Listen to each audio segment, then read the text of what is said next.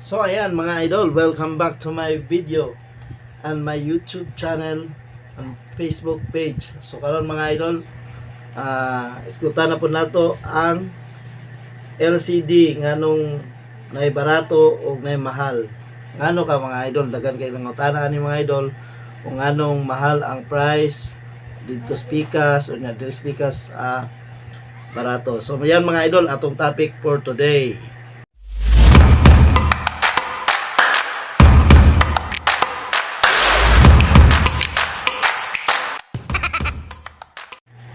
So ayan mga idol, welcome back.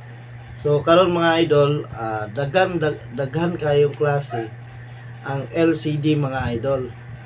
So nay mga lahi-lahi nga klase mga idol, parehas ng LED, OLED, QLED, NanoCell, and ULED. So yun mga idol. O napoy AMOLED,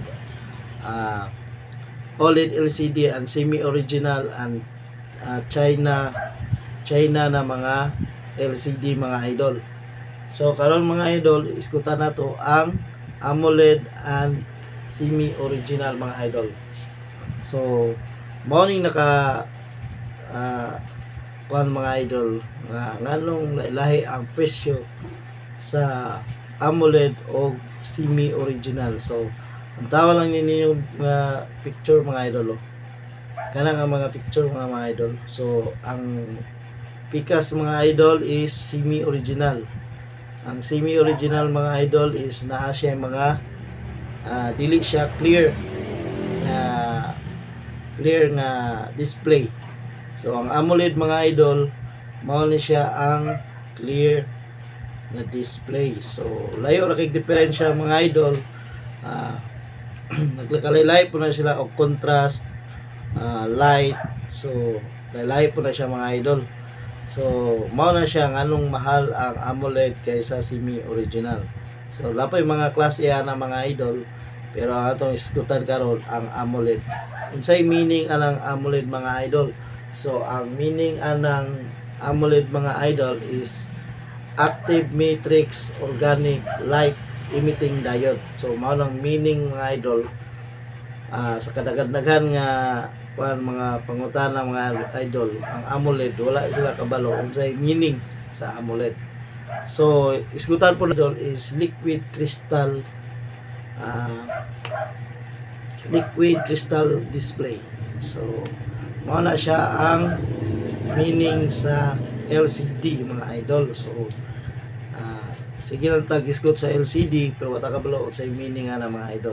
So nagkalay gyud siya og presyo mga idol. Kay laylay man siya